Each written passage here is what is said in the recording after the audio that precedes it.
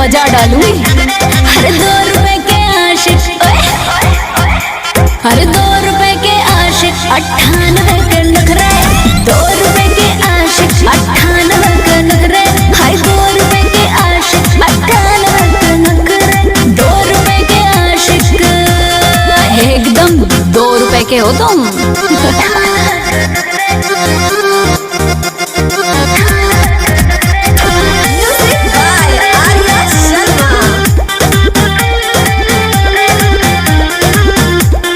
जब हमको हो जाता है जैसों से प्यार, करते हैं बिहेव जैसे हुए सुपरस्टार। घमंड देख रहे हो लड़के का। अरे जब हमको हो जाता है जैसों से प्यार, करते हैं बिहेव जैसे हुए सुपरस्टार, करते हैं बिहेव जैसे हुए सुपरस्टार। छोटी छोटी बातों पे करते हैं गिलफड़े। क्या है रे? अरे 2 रुपए के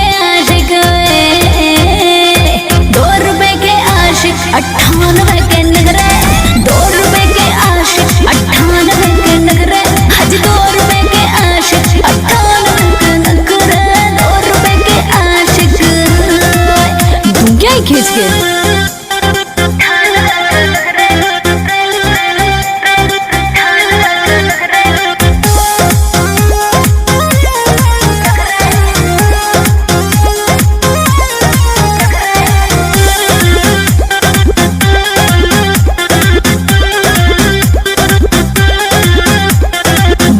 मतलब का ये ईगो दिखाते हैं, करो जब फोन खुद को बिजी बताते हैं।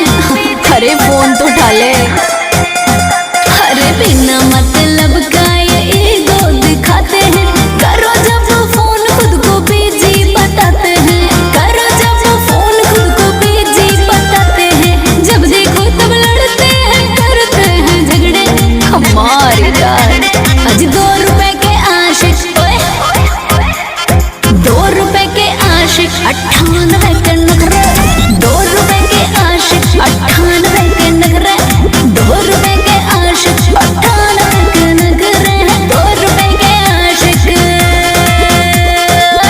रब तेरा भला करे।